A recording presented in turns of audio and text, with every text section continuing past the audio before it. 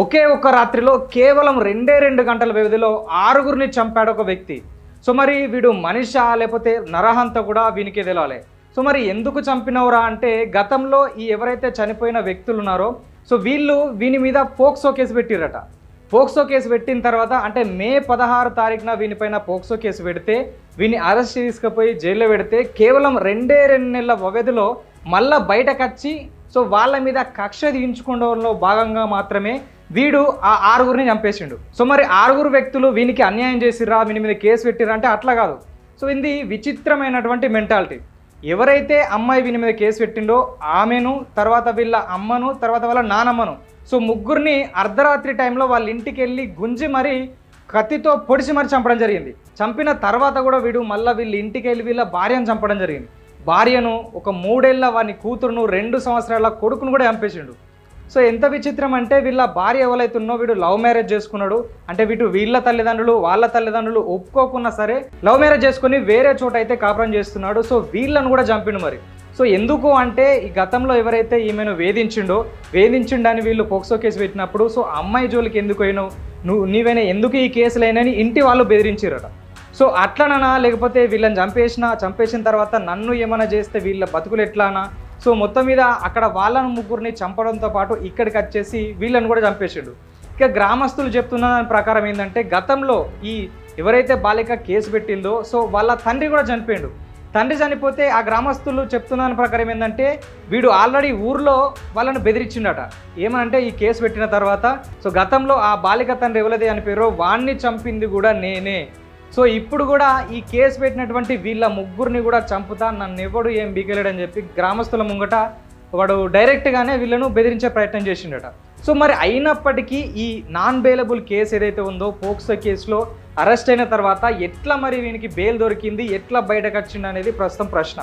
So ఏంటంటే ఇప్పుడు ఏ case అయినా కానీ ఒక హంతకుడు ఒకరిని చంపిన తర్వాత జైల్లో వేసిన తర్వాత కనీసం ఒక 2-3 ఏళ్ళు జైల్లో ఉంటే వానికి ఏంది వ్యవస్థ, ఒకవేళ ఏదన్నా ఇలాంటి నేరం చేస్తే జైలు శిక్ష వేస్తే ఇట్లుంటుంది బతుకు అని కొంతైనా మార్పు వస్తుంది. సో ఆ మార్పు ఈ నేరస్తులకు రాకముందే కేవలం వారానికి 2 వారాలకు, నెలకు 2 నెలలకే ఈ కేసులో బెయిల్ దొరకడం వల్ల మళ్ళీ వాడు బయటకు వచ్చి ఏం మార్పు కూడా రాకుండా బయటకు వచ్చి సేమ్ నేర ప్రవృత్తి కలిగి ఉంటాడు. సో మళ్ళీ వేరే వాళ్ళని కూడా హత్య చేయడానికి ఆస్కారం ఉంటుంది.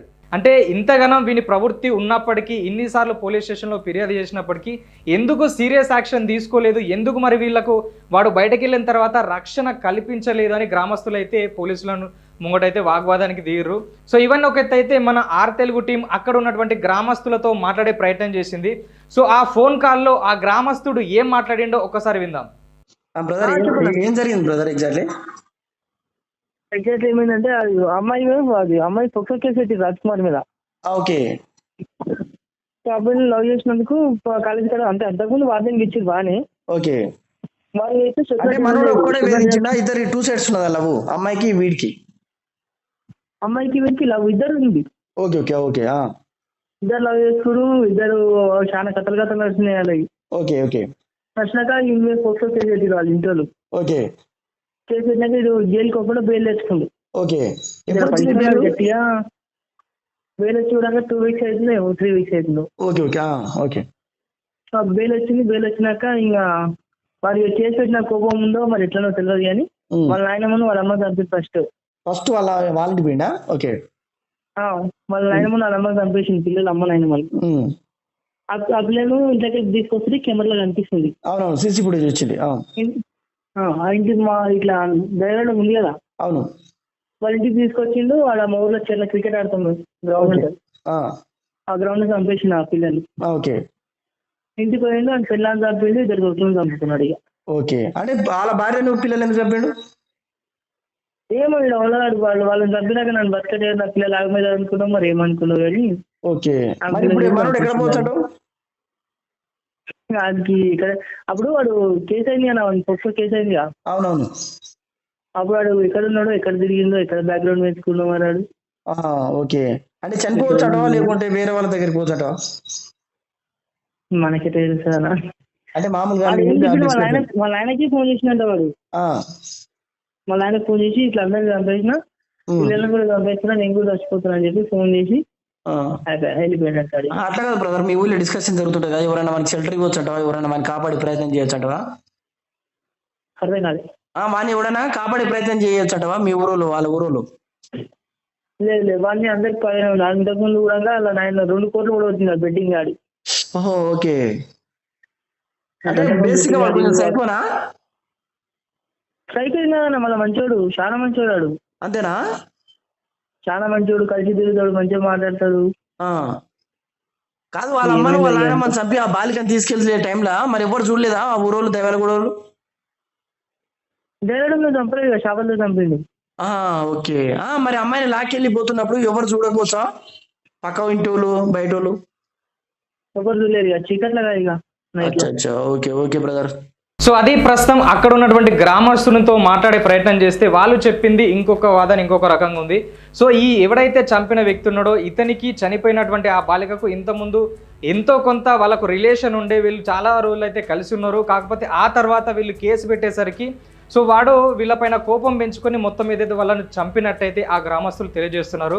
సో ఏదేమైనప్పటికీ ఇలాంటి నేర ప్రవృత్తి ఉండి హత్య చేసినటువంటి వ్యక్తుడు ఒకవేళ పోక్సో కేసు కానీ ఇంకేదైనా మరణానికి సంబంధించి హంతలకు సంబంధించినటువంటి కేసులో ఉంటే సో వాళ్ళకు చాలా ఎక్కువ రోజుల పాటు అయితే బెయిల్ ఇవ్వకుండా ఉంటే చాలా మంచిది. ఎందుకంటే వీళ్ళలో మార్పు రావాలని చెప్పి జైల్లో వేస్తారు, కానీ ఆ మార్పు రాకముందే జైలు నుంచి బయటకు తీసుకొస్తే సో ఇలాంటి సంఘటనలు మళ్ళీ మళ్ళీ పునరావృతం అవుతాయి. సో కాబట్టి ఈ బెయిల్ తీసుకురావడంలో సహాయం చేసినటువంటి వ్యక్తులు కూడా కేవలం వాళ్ళ లాభాపేక్ష కోసం మాత్రమే, డబ్బుల కోసము అట్నో ఇట్నో వీనికి బెయిల్ ఇప్పించడం జరిగింది. సో ఇలాంటి సంఘటనలు జరగకుండా ప్రభుత్వం కావచ్చు, చట్టాలు కావచ్చు మరింత కఠినంగా వ్యవహరించాల్సిన అవసరం ఎంతైనా ఉంది. సో ఇది ప్రస్తుతం రంగారెడ్డి జిల్లా షాబాద్ మండలం దేవాలగూడలో జరిగినటువంటి సంఘటన. సో ఈ సంఘటన ప్రస్తుతం 2 తెలుగు రాష్ట్రాలను కూడా సంచలనం రేపింది. సో మరి ఆ నిందితుడైతే ప్రస్తుతం చంపిన తర్వాత పరారీలో ఉన్నాడు.